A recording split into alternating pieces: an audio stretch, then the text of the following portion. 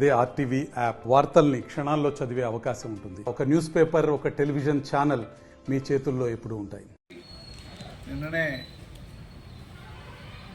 రాబోయే 5 సంవత్సరాలకు గాను ప్రజలకు మేనిఫెస్టోని రిలీజ్ చేయడం జరిగింది.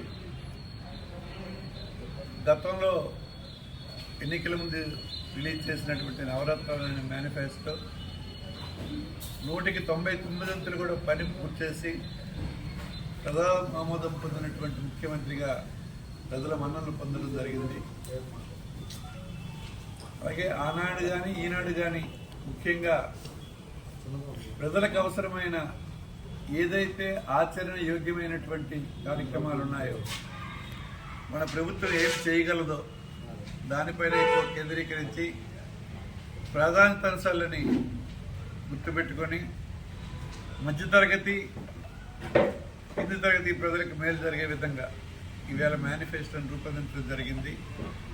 ప్రధానంగా ప్రాధాన్యత అంశాలుగా విద్య, వైద్యం, వ్యవసాయం గతంలో ఎలాగైతే ప్రాధాన్యత ఇచ్చారో దాన్నే మరింత పెరుగుదిద్దుతూ మరి ఈ 3 ప్రాధాన్యత అంశాలని మరలా కూడా బడ్జెట్లో చూపించి మరి ఈరోజు పేదలకు అన్నింట ప్రభుత్వమే జవాబుదారీగా ఉండాలన్న ఆయన ఆలోచనకు అనుగుణంగా ఇవాళ ముఖ్యమంత్రి గారి బడ్జెట్ని ఒక ప్రజారంజకమైనటువంటి బడ్జెట్ని ప్రవేశపెట్టడం జరిగింది.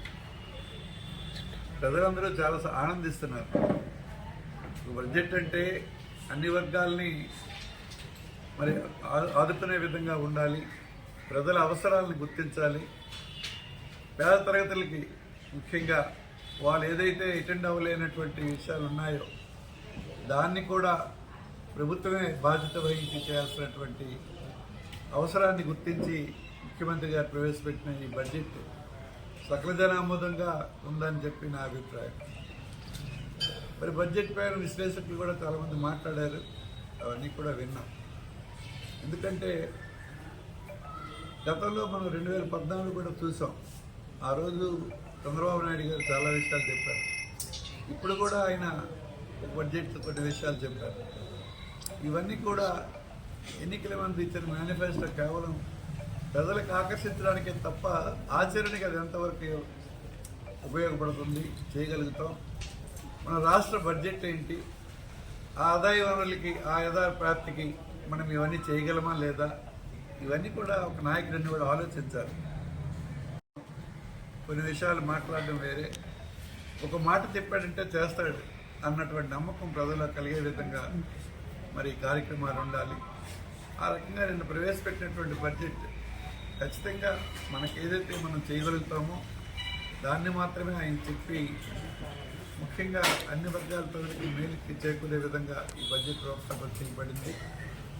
అలాగే విద్య, వైద్యం, వ్యవసాయం ఇవన్నింటిలో కూడా గతంలో ఇచ్చిన విధంగానే ఈవేళ కూడా మళ్ళీ ఇస్తూ మరి కొన్ని ప్రధాన అంశాలను కూడా చేర్చడం జరిగింది. మరి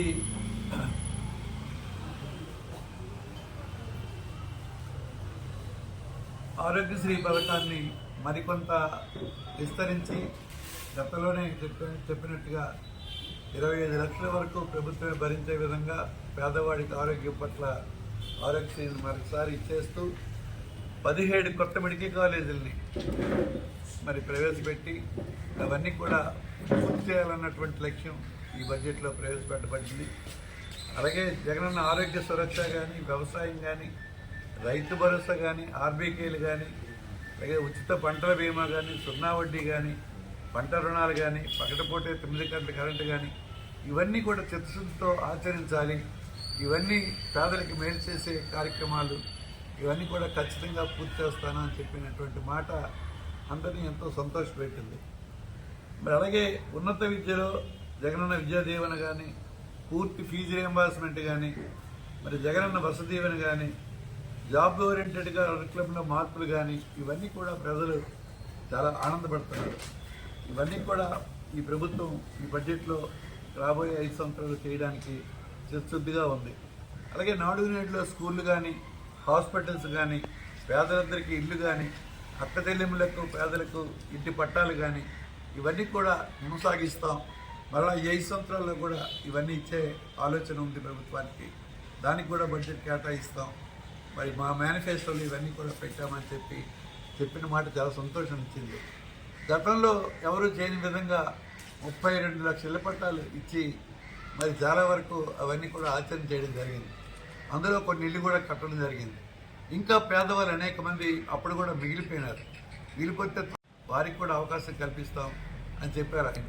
ఇంకా అంతేకాకుండా అర్హత కలిగిన ఏ పేదవాడైనా వారికి కూడా ఇల్లు కట్టాలి, ఇది ప్రభుత్వాలకు లక్ష్యం అని చెప్పి ఆ రోజు చెప్పిన మాటను తూచా తప్పకుండా ఆచరించే విధంగా ఈవేళ మరలా అది కొనసాగిస్తాను. ఎవరైతే నిరుపేదలు ఉన్నారో వారందరికీ ఇళ్ల స్థలాలు ఇచ్చి అందులో ఇల్లు కూడా కడతానని చెప్పినటువంటి మాటలు కూడా చాలా సంతోషమైనటువంటి విషయంగా నేను చెప్తున్నాను. సామాజిక భద్రత పెన్షన్ కనుక 2 విడతల్లో కొంత గతంలో లాగే కొంతకాలం తర్వాత దాన్ని పెంచే విధంగా 3,000 నుంచి 3,500 వరకు 2 విడతల్లో దాన్ని పెంచే విధంగా మరి చెప్పారు. మరి అలాగే అభివృద్ధి మౌలిక వ్యవస్థలు సుపరిపాలన ప్రస్తుతం నిర్మిస్తున్న 4 పోర్టులు పూర్తి చేస్తామని చెప్పారు. ఫిషింగ్ హార్బర్లు పూర్తి, అలాగే ఎయిర్పోర్ట్ భోగాపురం ఇంటర్నేషనల్ ఎయిర్పోర్ట్ పక్కనే మన ఉత్తరాంధ్ర వెనుకబడినటువంటి ఉత్తరాంధ్రలో శరవేగంగా పనులు జరుగుతున్నాయి, దాన్ని కూడా పూర్తి చేస్తామని చెప్పారు. వాటి విస్తరణ కూడా ఇండస్ట్రియల్ కారిడార్లు అలాగే ఇవన్నీ కూడా పూర్తి చేయాలన్నటువంటి లక్ష్యం చాలా గొప్పది. మరి మన ప్రాంతంలో కూడా ఒక పోర్టు నిర్మాణం జరుగుతోంది ముళ్ళపేటలో, దాన్ని కూడా త్వరితగతిన పూర్తి చేసి మరి ఈ ప్రాంతం ప్రపంచంతో ఈ ప్రాంతానికి మరి సౌకర్యాలు అన్ని రకాలుగా అభివృద్ధి చేయడానికి అవకాశాలు కలుగుతాయి, దాన్ని కూడా పూర్తి చేస్తామని చెప్పారు. అలాగే వైఎస్ఆర్ కాంపినేషన్ తీసుకుంటే ఇంతకుముందు 4 దఫాలు 60,000 వరకు ఇచ్చినటువంటి విషయం మరి మీకు తెలుసు. దాన్ని కూడా 5 ఏళ్ళు 4 దఫాల్లో మరి 60,000 మొత్తంగా 1.20 లక్షల వరకు అందిస్తామని చెప్పారు. అలాగే వైఎస్ఆర్ 0 వడ్డీ, వైఎస్ఆర్ ఆసరా, వైఎస్ఆర్ కళ్యాణమస్తు, మరి సాదీ తోఫా, పేదలందరికీ ఇళ్ల పట్టాలు, పట్టణ గృహ నిర్మాణానికి సంబంధించిన పెద్ద ఎత్తున ఎల్ఐజీ అనే కార్యక్రమాన్ని 5 ఏళ్లలో చేయబోతామని చెప్పారు. మరి అలాగే వాహన మిత్ర కింద సొంత ఆటో, సొంత ట్యాక్సీ నడుపుతున్న వాళ్ళకి ఈ 58 నెలల కాలంలో పాటు 50,000 ఇవ్వడం జరిగింది. వచ్చే 5 ఏళ్ల కాలంలో కూడా మరో